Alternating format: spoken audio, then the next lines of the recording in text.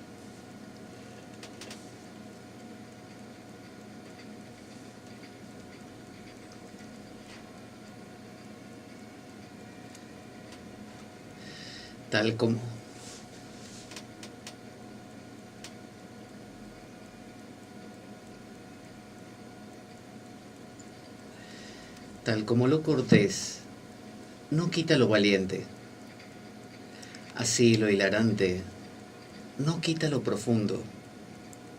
Y dado que la vida es un juego, aquí comienza la espada de Damocles, la ficción más real que puedas concebir.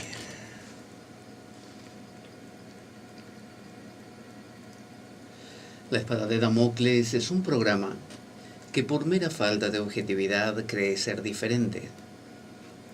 Personajes mitológicos salidos de los más profundos avernos. Leyendas escabrosas y sin sentido. Curiosidades inquietantes e inútiles, historias antiguas malversadas por nuestra incapacidad de entendimiento, y cuentos carentes de profundo significado. También pretenderemos, sin el menor éxito, comprender al ser humano en toda su dimensión. En suma, si quieres desperdiciar tu vida, aquí comienza la espada de Damocles, la ficción más real que puedas concebir.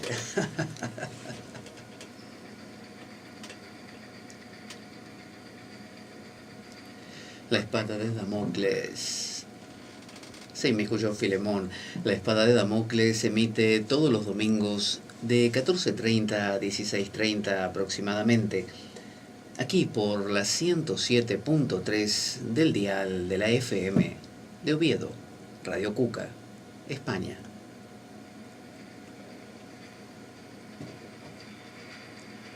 También puedes oír y descargar nuestros programas grabados a través de nuestra web www.espadaweb.blogspot.com. Puedes contactarte con nosotros, enviarnos mensajes a través de Twitter, @laespadaweb o @PabloJVeloso. También puedes mandarnos un correo a info@espadaweb@gmail.com o participar a través de Facebook en nuestro grupo La Espada de Damocles. ¿Y sabes qué? No te lo puedes perder.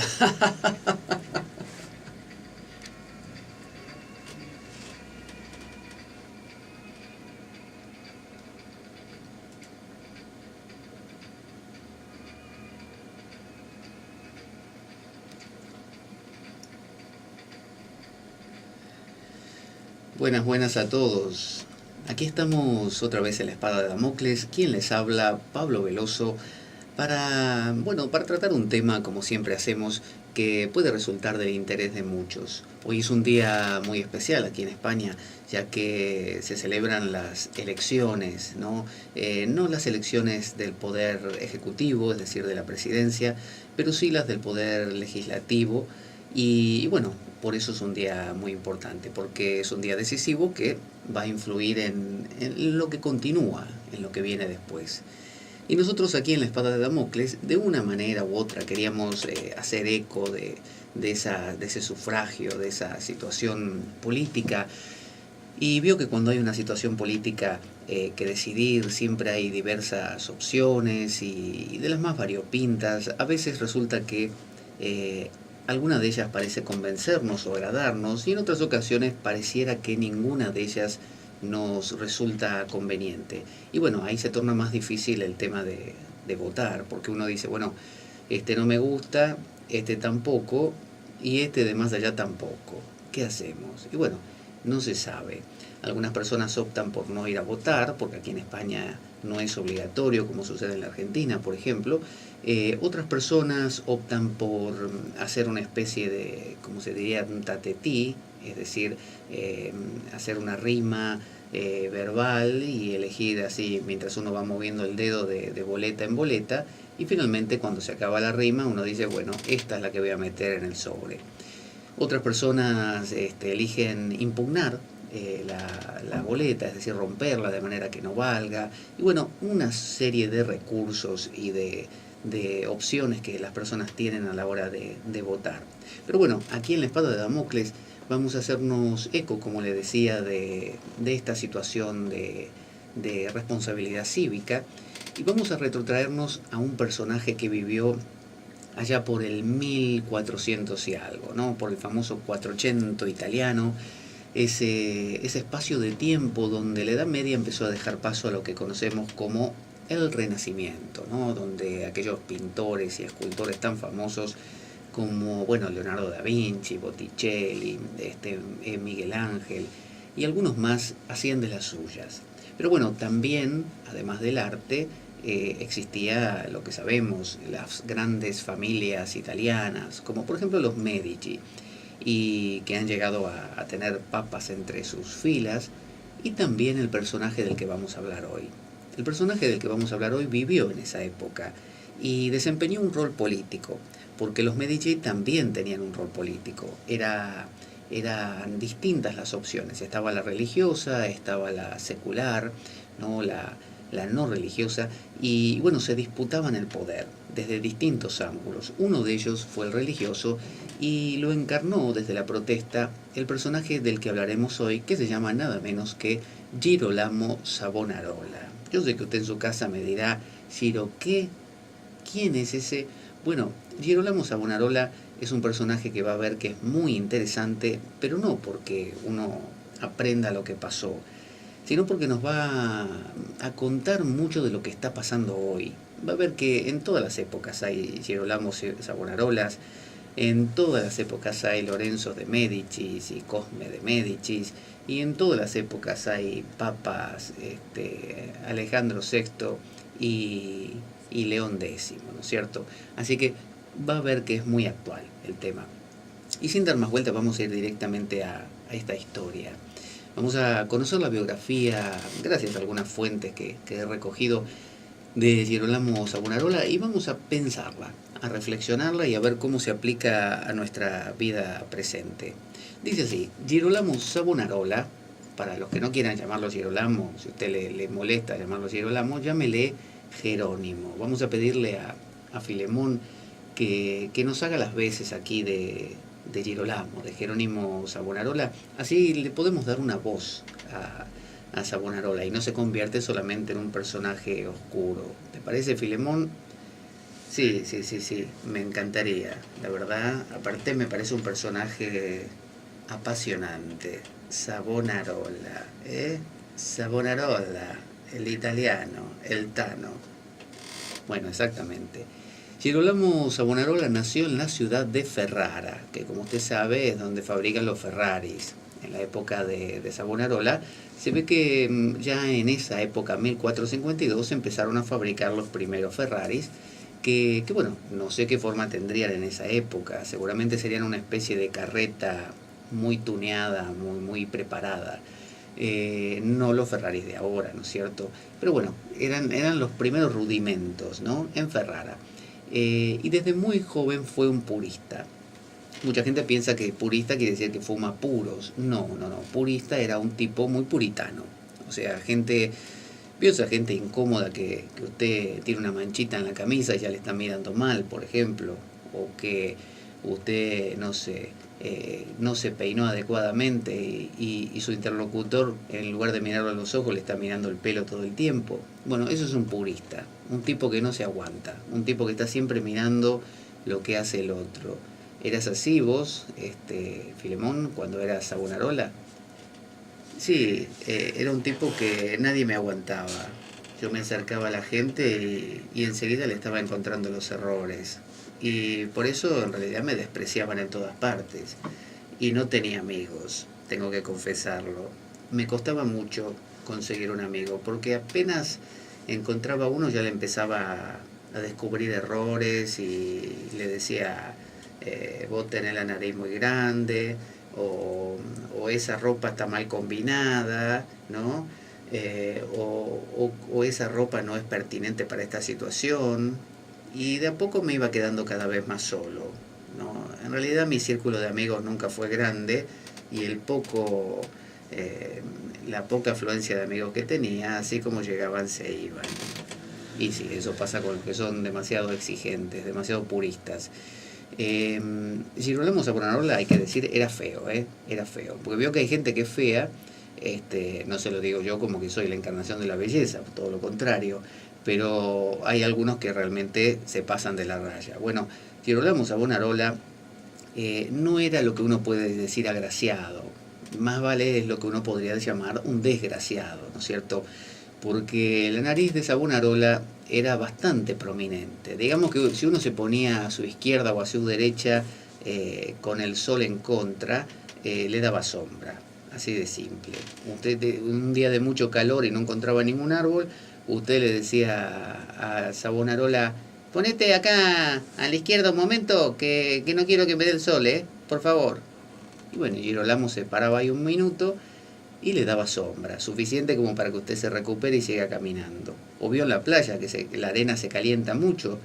Bueno, la nariz de Girolamo Savonarola hacía las veces de, no sé, de mampara, de parasol o lo que usted quiera en ese momento necesitar. Dice, pertenecía a una ilustre familia, fue hijo de Miguel dalla Savonarola y de Elena Bonacorsi, ¿no? Miguel era un hombre, aparentemente, porque no se va a casar con Elena Bonacorsi, una mujer. O sea, se puede casar, pero no tenerlo a Jerónimo.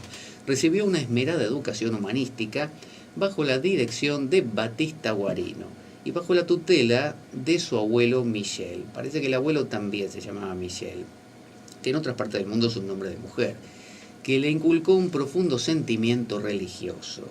El Savonarola estaba todo el día golpeándose el pecho, diciendo, Dios mío, perdona mis pecados. Así decía Savonarola. Las fuentes lo demuestran como un niño taciturno, pero de brillante inteligencia y un gran amor al trabajo. Apasionado lector de las escrituras, Savonarola fue además aficionado a la metafísica, siguiendo a Aristóteles y Santo Tomás como sus autores favoritos. Inicialmente le gustó Platón en realidad, pero parece que enseguida se desengañó. Era un profundo analista, el tipo lo analizaba todo. Como era muy crítico, enseguida revisaba todo. Y pronto se dio cuenta Savonarola de la corrupción de la corte de Ferrara, donde él vivía, y de la ostentación del Papa Pío II. El Papa Pío II parece que la pasaba bomba. Y eso no le gustaba nada a Savonarola, lo que unido a su rica formación y a la incidencia de los sermones moralizantes de los dominicos, usted sabe lo que son los dominicos, ¿no?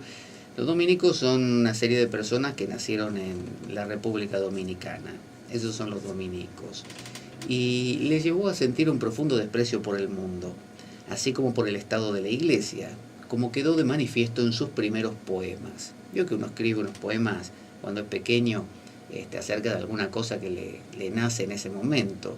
Él compuso esto, mire, a los 20 años compuso su primer poema titulado De Ruina Mundi. O sea, nada más depresivo que eso, de Ruina Mundi, de la ruina del mundo. ¿Por qué, Savonarola, compusiste eso? Bueno, es que me sentía desengañado. Yo intentaba creer en el mundo, en la iglesia, en las cortes judiciales, en los gobernantes, y me sentía completamente a la deriva.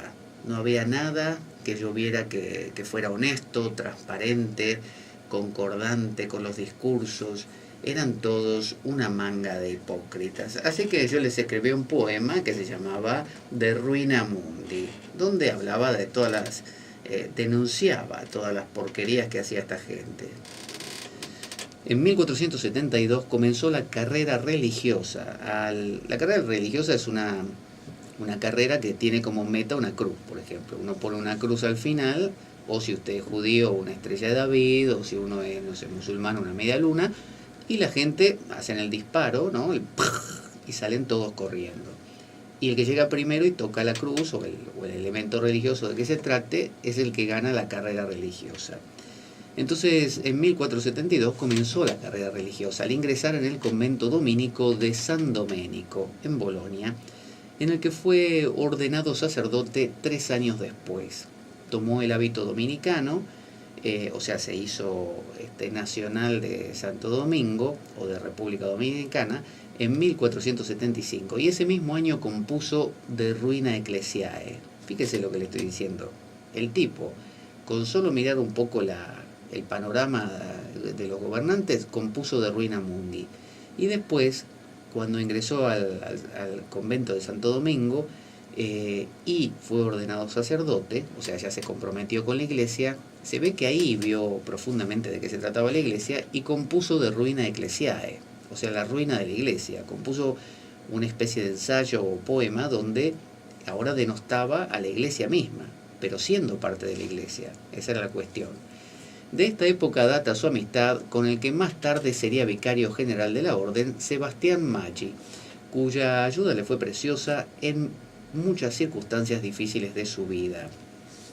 Sí, la verdad era que yo estaba decepcionado de todo. Yo pensaba que la iglesia iba a encontrar transparencia, bueno, todo lo que no encontraba en la sociedad. Así que me metí a estudiar, pero cuando me ordené sacerdote me di cuenta que había lo mismo, que lo mismo que estaba afuera estaba ahí también. Y la verdad me decepcioné, me deprimí, pero como la gran 7, ¿eh? Me deprimí un montón. Era que no quería salir de la cama y estaba mal. Y me abrazaba a mis 2 libros, De Ruina Mundi y De Ruina Ecclesiae. No sé, no sabía dónde más encontrar luz. Triste, Savonarola. De esta época data su amistad con el que más tarde sería, bueno, lo dijimos, estudió teología en Bolonia y Ferrara. O sea, no se detuvo ahí, se puso a estudiar teología, era un tipo preparado. En 1482 fue enviado al convento de San Marcos de Florencia, San Marco, uno de los centros religiosos más importantes de Italia. Estoy hablando de Florencia, ¿no? Que no es una mujer, sino que es una de las ciudades más importantes de Italia de ese momento, porque ahí se produjo el germen del Renacimiento. Ahí era donde estaba la familia Medici, ahí era donde estos grandes pintores y escultores recibían el mecenazgo de la familia Medici, fundado con la ayuda de los Medici, ¿no es cierto?, este convento. San Marco era avanzadilla arquitectónica del Renacimiento y sede de la primera biblioteca pública del mundo occidental. Ahí estaba la biblioteca, usted iba ahí, consultaba, buscaba un libro de lo que fuera y estaba en el convento de San Marcos.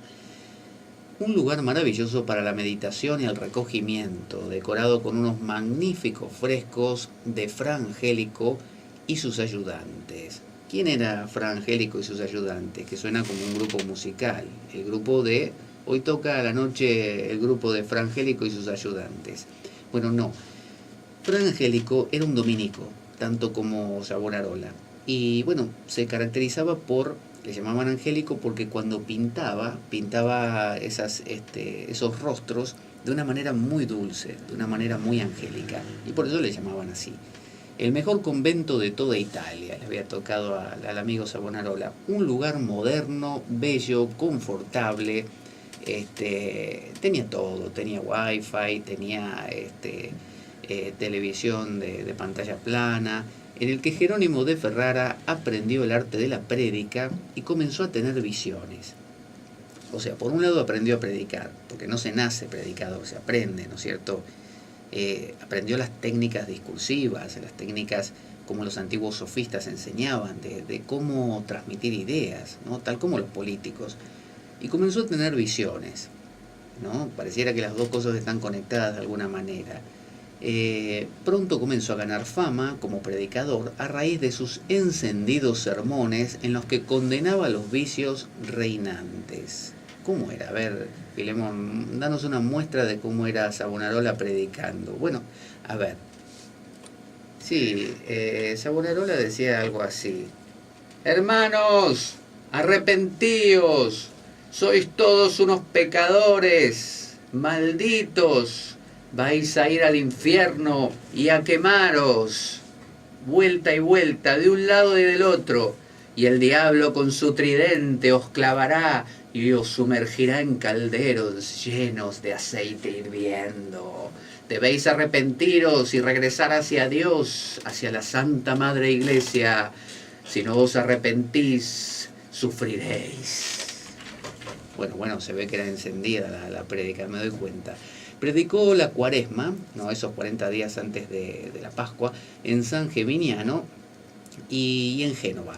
Y en 1485 participó en la dieta de Lombardía. Vio que hay distintas dietas, está la dieta de la luna, ¿no? La dieta de, qué sé yo, de no sé cuál otra. Y bueno, también está la dieta de Lombardía, ¿por qué no? Reunida en un convento de Brescia, donde uno de sus sermones vaticinó que la iglesia sería castigada por sus múltiples pecados, pero que después de ello llegaría la renovación. El tono profético y apocalíptico de sus sermones atrajo hacia él a una multitud de fieles. Entre ellos se encontraba, mire quién le digo, Pico de la Mirandola. ¿Quién era Pico de la Mirandola? Bueno, era un pensador, un filósofo, era un jovencito en ese momento, un neoplatónico, un tipo muy, muy profundo. Y bueno, se dejó seducir. Así que fíjese cómo la lengua de Savonarola, por más feo que fuera, interesaba, cautivaba. Dice, a través del cual, de Pico de la Mirandola, Savonarola fue requerido por Lorenzo de Médicis, porque, acuérdese, la familia Medici, como necesitaba poder, era una familia de banqueros, lo que hacía era mecenar, o sea, digamos, proteger y sustentar a algunos artistas, tanto de la pintura como de la escultura, para que produjeran grandes obras, y de la arquitectura también, ¿no? Y gracias a estas obras eran conocidos los Medici a lo largo del mundo, y de esa manera se hablaba de ellos y su poder aumentaba. Así que no era que los Medici eran tipos amantes del arte, no, eran negociantes y les convenía lo que hacían. Entonces, como Pico de la Mirandola era uno de estos, que en este caso era filósofo, y participaba de esas mesas donde los propios Medici comían y compartían diálogos con otros artistas, Pico de la Mirandola tuvo la oportunidad de escuchar hablar a gente como un Da Vinci, un Miguel Ángel, un Botticelli, y bueno, de esa manera cada uno se iba enriqueciendo con una especie de multiculturalidad, ¿no? De diálogo interdisciplinario.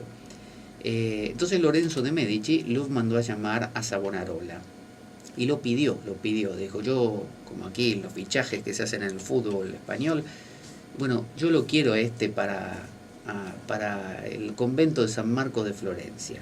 Lo pidió a Savonarola y se lo dieron. Y aunque en el primer momento, dice, en Florencia Savonarola no se dedicó a la predicación, sino a la enseñanza nada más, a petición de sus discípulos, pronto comenzó con la explicación del Apocalipsis, nada menos, uno de los libros más complicados de la Biblia. A petición de sus discípulos, comenzó a explicar el Apocalipsis y su auditorio fue creciendo paulatinamente, hasta tal punto que se vio obligado a dar sus sermones en la catedral. Se dice que la cantidad de gente que asistía a sus sermones llegaron a ser, mire el número que le voy a decir, 15.000 personas. 15.000. Usted se da cuenta, una misa de Savonarola tenía 15.000 personas. Imagínese cuando llega el momento de la comunión, vio que la gente va acercándose al altar y van pasando de a uno y se van acercando y van comulgando. Yo creo que cuando comulgaba el último ya empezaba en la siguiente misa de la semana siguiente, del domingo siguiente, porque ¿cuánto tardaba? Yo creo que 7 días en pasar 15.000 personas hasta el altar a comulgar. Pero bueno, tuvo que dar sus sermones en la catedral, porque no le entraban en el convento de San Marco. Dice, donde comenzó a atacar en esta catedral las inmorales costumbres de los Médicis y la relajación religiosa de la época. O sea que directamente mordía la mano que lo alimentaba. El propio Lorenzo de Medici, que fue el que lo trajo, lo mandó a pedir y que de alguna manera lo apadrinaba, a ese atacaba también Savonarola. Llegó a ser amonestado por sus soflamas contra Lorenzo de Medici, a quien él cominó a que hiciese penitencia, puesto que su fin se encontraba próximo. Le decía: Lorenzo de Medici, ven aquí y haz penitencia, deja esas telas tan lujosas, deja esas comidas tan delicadas, deja esos placeres sensuales del diablo que solo hacen tentación de tu alma. Vuelve hacia aquí, entrega tu corazón de regreso a Jesús y verás cómo todo se renueva en tu corazón, Lorenzo de Medici. Y así, y Lorenzo de Medici lo ignoraba, pero olímpicamente. Lorenzo de Medici estaba en la suya, disfrutando de la buena vida. Dice,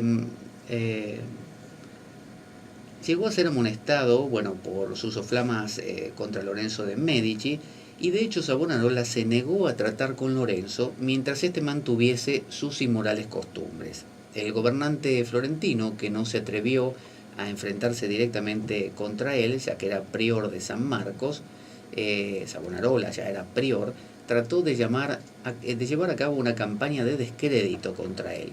Creo que cuando uno no puede ser más que el otro, tiende a desacreditarlo, porque es el único modo que tiene. Es decir, si usted no puede, por su propia valía, demostrar su grandeza, intenta mostrar la pequeñez del otro a través de denunciar cosas. Y eso es lo que hizo este gobernante florentino con Savonarola. Dice, denostaba sus rigurosos modos y contraponiéndolos al elegante y barroco estilo de Mariano de Genazzano. Pero el fracaso de supuso la consolidación de Savonarola, a quien el de Medici mostró en adelante un gran respeto, hasta el punto de que, próximo a su muerte, Lorenzo le escogió para que fuese él, Savonarola, quien le administrase la extrema unción. Parece que Lorenzo de Medici, sabiendo que Savonarola tenía mucho poder, dijo, si yo soy un tipo poderoso, voy a traerme al mejor para que me dé la extrema unción. Y se cuenta que cuando estaba en el lecho de muerte Lorenzo de Medici, le dijo a Savonarola: Savonarola, quiero que me des la extrema unción, que me estoy muriendo. Creo que me estoy encontrando ya con Dios, veo el túnel, veo la luz, así que necesito que me des el aceite, la extrema unción, por favor. No.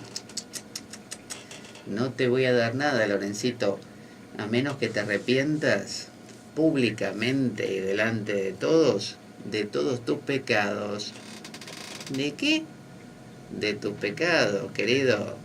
Te tenés que arrepentir de todo y me lo tenés que firmar en este papel, para que yo demuestre a todos cómo vos estabas equivocado y yo tenía razón. Pero ni loco hago eso. Si me pasé la vida generando un nombre para mí y para mi familia, no lo voy a deshacer ahora. Dale, dame la extrema unción, no seas egoísta. No, Lorencito, no te voy a dar nada, a menos que me firmes el papelito. Pero no seas malo, te lo pido por favor. ¿Cuánta plata querés? ¿Cuánto dinero querés? No, mi amigo, no se trata de dinero. Esto es una cuestión de... ¿Cómo te lo puedo explicar? Mira, no te lo voy a explicar porque se van a dar cuenta todos. Pero firmame el papel y yo te doy la extremunción. Ni loco. No te doy nada. No me importa. Te vas a morir y te vas al infierno. Qué calorcito que hace. No me importa. Qué calor que viene el diablo. Mirá, ahí con el tridente. Ya lo veo llegar, ¿eh? Se siente el dolor. El dolor del infierno. No me importa. Te vas a morir, Lorenzo. Lorenzo. Se murió. No me firmó el papel, maldito. Y así pasó, cuenta la historia. Dice, Savonarola era un ferviente lector del libro del Apocalipsis. Si usted lee en la Biblia, yo le voy a explicar, usted lee, por ejemplo, el Cantar de los Cantares, ¿no? Que habla del amor humano y del amor divino. Bueno, eso lo llena a usted de pasión, lo hace rebosar de poesía. Si usted se lee los Salmos de David, lo mismo. Si usted lee los Evangelios, donde, bueno, conoce los hechos y dichos de Jesús, también. Hasta le digo, si usted lee las epístolas, que son un poco más morales, pero bueno, usted lee las epístolas de Pablo, de Pedro, de Santiago y todo eso, también. Pero si usted se lee el libro del Apocalipsis, donde lo único que encuentra son vaticinios de que van a venir los 4 jinetes del Apocalipsis, y que la mitad del mundo se convierte en sangre, y que matan a troche y a moche a todo el mundo, y que se levantan los muertos de la tumba, y que sale el diablo, y que persigue a una mujer que está embarazada, y que el dragón la quiere matar, tipo película del Señor de los Anillos, ¿vio? Usted ve una cosa así, y ve elfos por todos lados, y ve orcos, y cosas así, y se asusta. Bueno, el tipo se leía todos los días el Apocalipsis, que no es muy largo el Apocalipsis, pero está lleno de símbolos así. Entonces, ¿de qué iba a hablar después? Y de barbaridades, de cosas que iban a pasar. Asustaba a todo el mundo el tipo. Entonces comienza a predicar contra los vicios que se acumulan en la ciudad y anuncia que la iglesia sufrirá un castigo que dará paso a la renovación.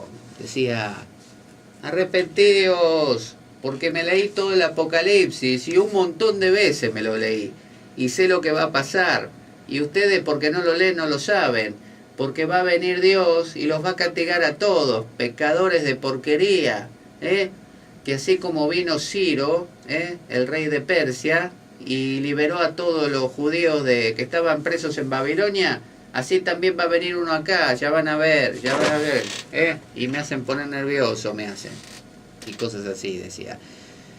Bueno, entonces él fue elegido prior en 1491 del convento de San Marcos, y consigue la autorización de los Médici y del Papa para convertir San Marcos en la sede de una congregación autónoma dedicada a la purificación de la Orden de los Predicadores, fundada en 1215 por el sacerdote castellano Domingo de Guzmán, también conocido para los amigos como Santo Domingo. Esa era la orden a la que pertenecía justamente Savonarola. Así que él, fíjese, tuvo el permiso de armar como una especie de rama independiente.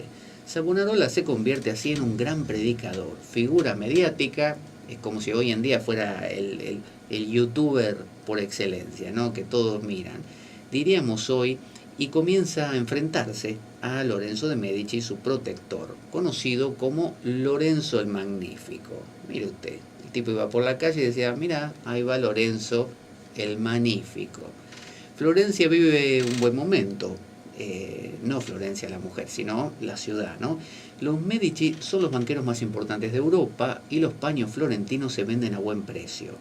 Lorenzo no es avaro, gasta, invierte en el prestigio político de la ciudad, es un hábil diplomático, buen comerciante, protector de las artes, es un oligarca espléndido, que combina la astucia política y el populismo. O sea, Lorenzo no era un tonto.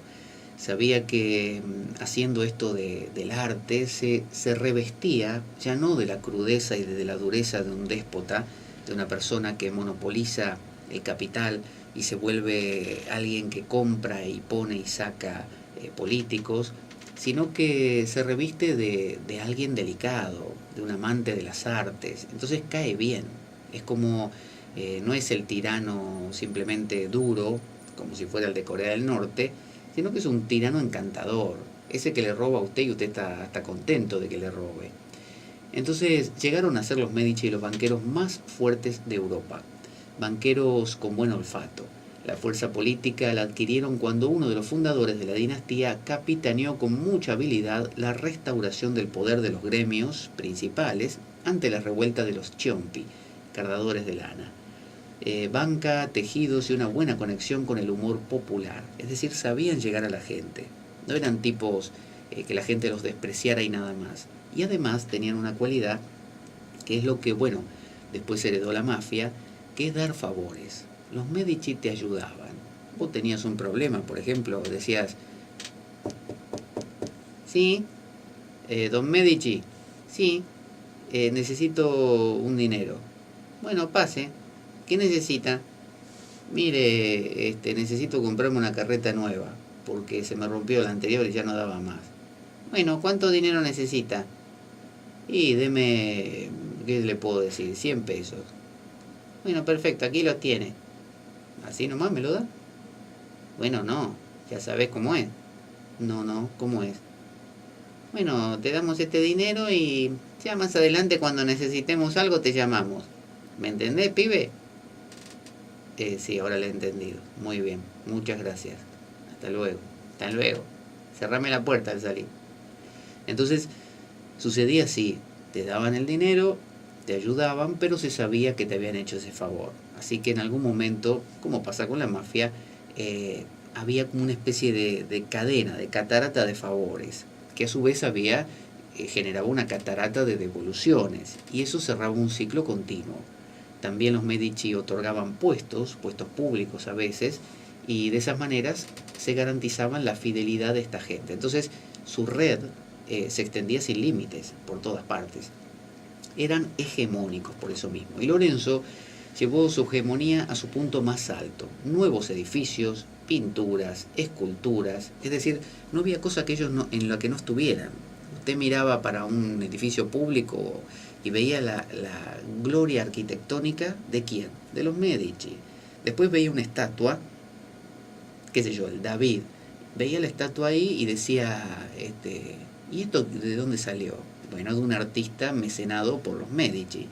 Y veía una pintura esplendorosa y lo mismo, mecenado por los Medici. Y siempre en los Medici. Entonces, de eso se hablaba en toda Europa. Entonces Florencia se convierte en una ciudad esplendorosa y Lorenzo abre la puerta hacia el Renacimiento, exaltando la belleza, recuperando los cánones del arte clásico y favoreciendo la experimentación técnica. El poder político se sofistica, es decir, se vuelve sofisticado. Como le digo, no es ya esa brutalidad del tipo que solo acumula dinero y nada más y es tosco y duro. Es al revés, alguien encantador, alguien que se compra su corazón. Entonces crea su propia esfera ideológica y comienza a emanciparse del brazo eclesiástico. Lorenzo dice, ¿para qué me voy a seguir conectando acá con la iglesia si yo puedo hacer las cosas solo?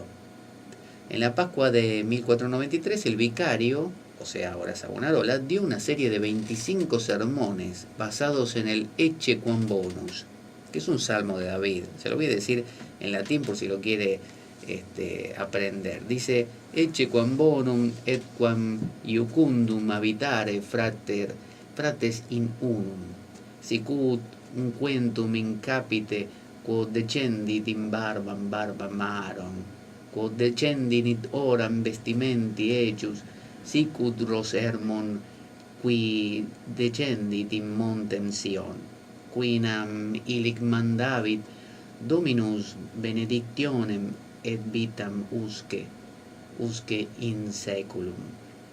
Y en español dice, canto de ascenso gradual de David. He aquí cuán bueno y cuán grande es que los hermanos habiten juntos en armonía. Es como el buen aceite sobre la cabeza, el cual desciende sobre la barba de Aarón, que es el hermano de Moisés, y baja hasta el borde de sus vestiduras. Es como el rocío del Hermón, que desciende sobre los montes de Sión, porque allá enviará Jehová bendición y vida eterna. Parece que el tipo se armó 25 sermones, acá dice, basados en este salmo. Usted podría armarse 25 sermones diferentes sobre este salmo, que tiene solamente 3 líneas. es difícil. Por eso Savonarola no era cualquier cosa, el tipo estaba muy preparado. Dice, en ellos exponía una parte de la teología tomista, es decir, de Tomás de Aquino, y atacaba duramente a los príncipes corruptos. Todo con este salmo. No se lo voy a leer otra vez para no ser redundante, pero vuelva atrás y escuche el salmo como es, y dígame si usted puede sacar de eso todo lo que sacaba Savonarola. Usted a Savonarola le daba una naranja de esa que usted le exprimió al máximo y no le queda nada y la va a tirar a la basura. Y Savonarola le sacaba como 5 vasos más de jugo naranja. ¿Qué le parece? La predicación de la Pascua siguiente, cuyos sermones versaron sobre el Génesis, ya si hablaba del Génesis, que es más largo, ni le cuento, dieron a Savonarola una oportunidad excelente para mostrar al pueblo cómo estaban a punto de cumplirse sus profecías sobre el castigo de Dios que Dios infligiría a Italia.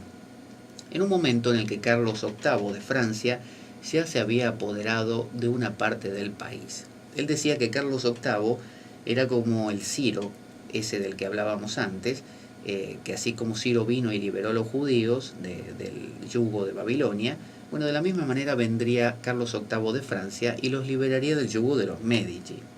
Lorenzo muere, sin la extremunción de Savonarola, y su hijo Pietro, o sea Pedro, resulta ser un desastre. Siempre pasa, ¿no? Después del Magnífico, Lorenzo el Magnífico, el sucesor suele ser un desastre, va así siempre, uno y uno. Normalmente el hijo de Pietro después resulta bueno, suele repuntar.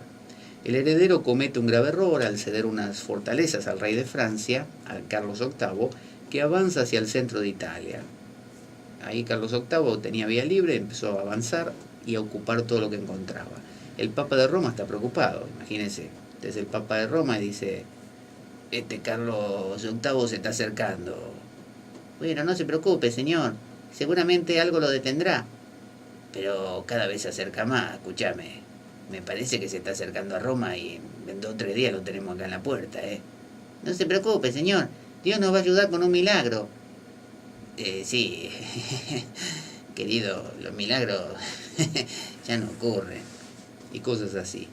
Los equilibrios peninsulares crujen. Y las prédicas de Savonarola han hecho mella. Los Medici son expulsados de Florencia. Fuera Medici.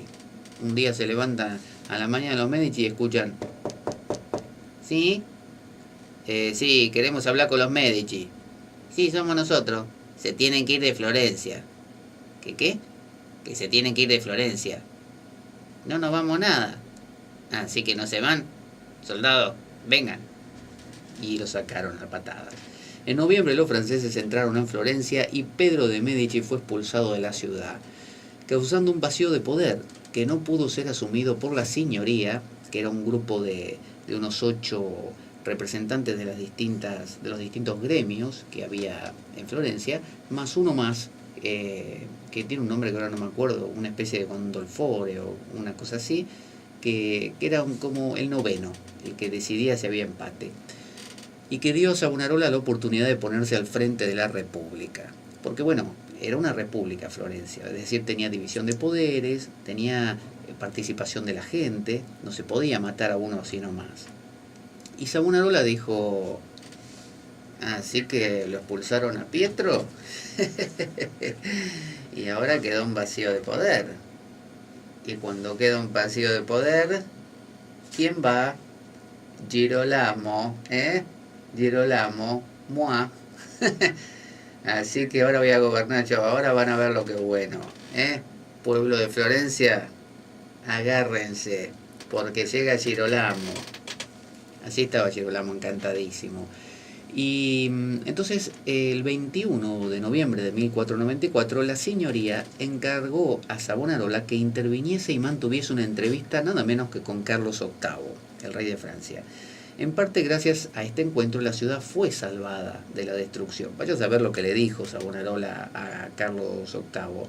Y se aseguró la partida pacífica de los franceses, que tuvo lugar una semana después. Savonarola lo ve y se pone en guardia. El reino de Dios está en peligro. Ante sus ojos la ciudad se envilece. Todo es corrupción, está enfurecido. Y entonces la oligarquía de Florencia queda descabezada, queda acéfala. Y el predicador de San Marcos se convierte en el nuevo amo de la ciudad. tal como decíamos, su necesidad de ocupar, sin necesidad de ocupar ningún puesto político. O sea, él no es ni esto ni aquello, pero se convierte en el dueño de todo. Y manda desde el púlpito, desde el lugar donde él predica.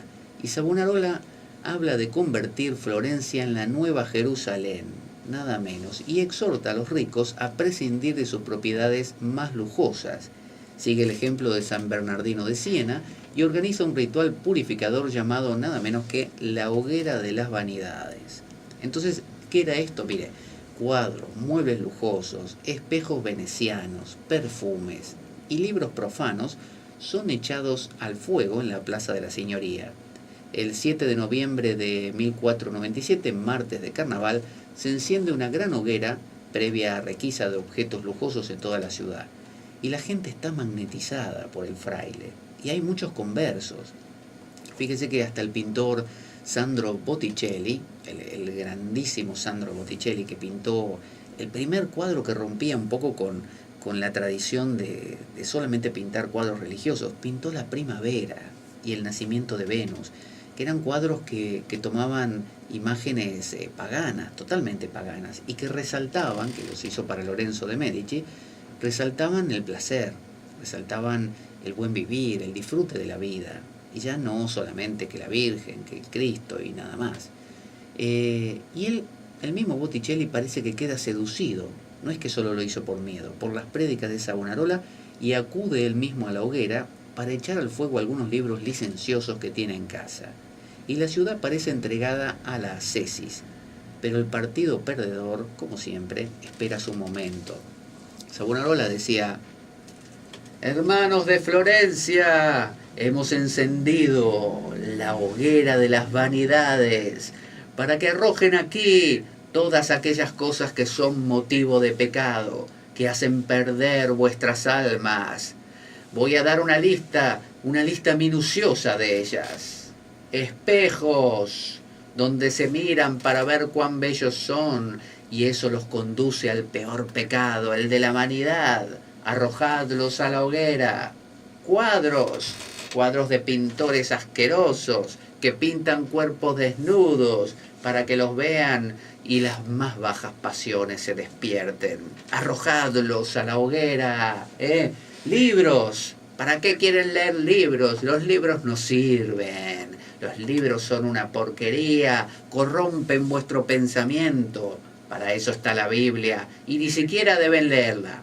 La Biblia debe ser leída solamente por los elegidos por Dios. Ustedes solo me deben oír la explicación de la Biblia.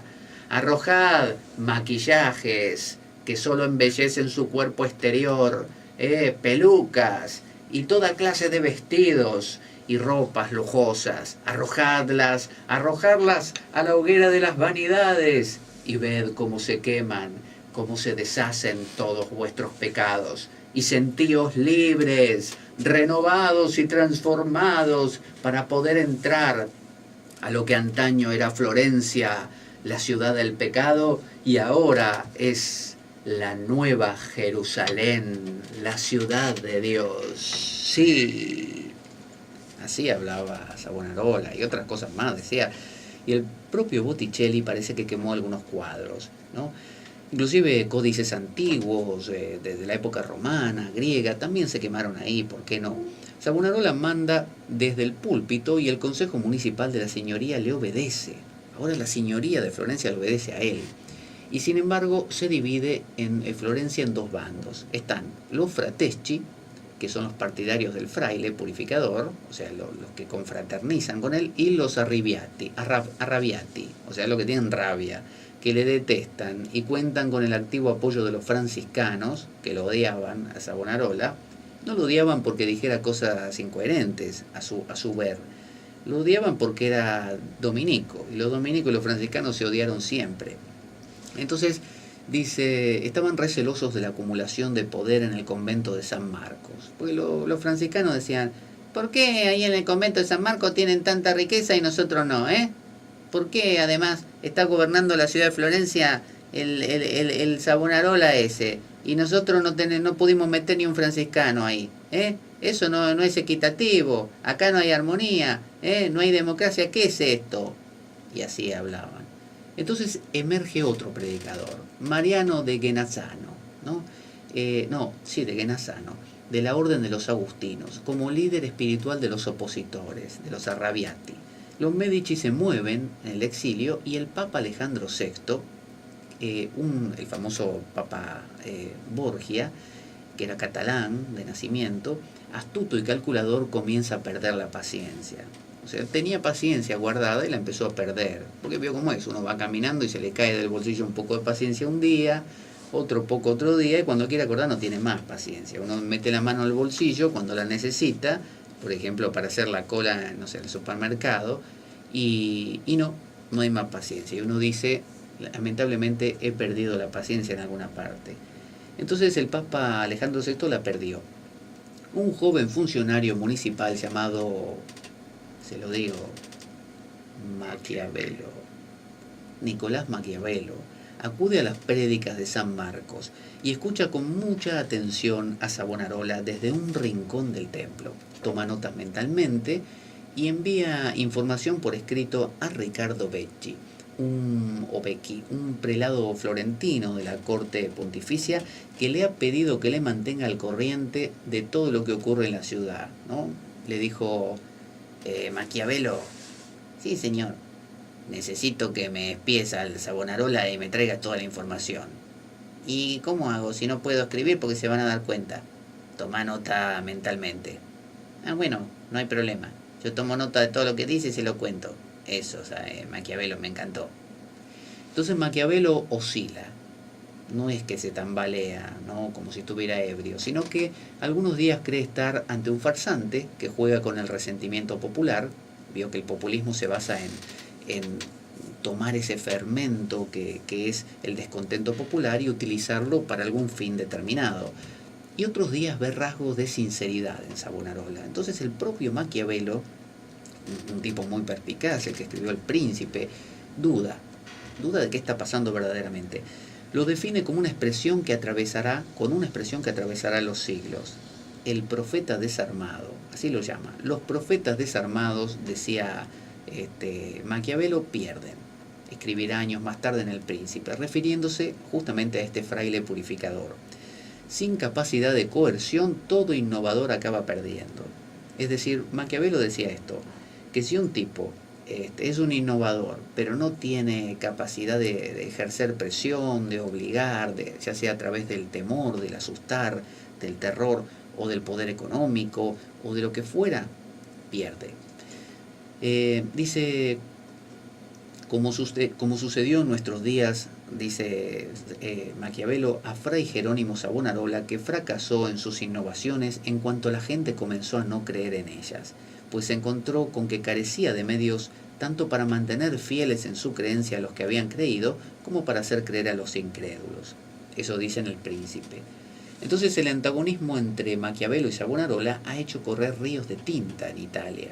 Los ríos de tinta son complicados porque usted dice, no sé, pongo un barco ahí, ¿no?, para navegar un rato en el río de tinta, y se le mancha todo. Ni le cuento si usted quiere nadar.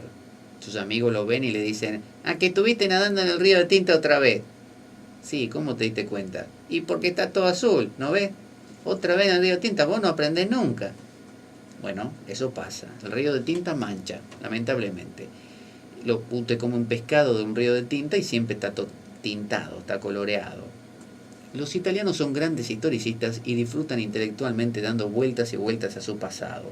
El profeta y el secretario, el epígono del medioevo y el embajador de la modernidad. El medioevo que todo lo espera de Dios con el consiguiente poder de los intermediarios eclesiásticos, y el nuevo príncipe que construye una relación de poder autónoma, fascinando a sus súbditos con ayuda del arte y la técnica. La profecía y el realismo, la gloria colectiva y el individualismo, la nueva Jerusalén y la modernidad, la utopía cristiana y el camino que acabará conduciendo a Nietzsche y a su radicalismo humano.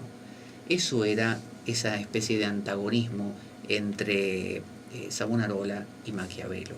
Vamos a escuchar, para hacer una pausa, una canción de León Gieco que nos canta una canción que se llama 5 siglos igual, que nos habla de cómo las cosas pueden parecer cambiar, pero en el fondo acaban siendo siempre lo mismo. Vamos a escucharlo y cuando regresemos, más Savonarola, más Renacimiento florentino y más los Medici.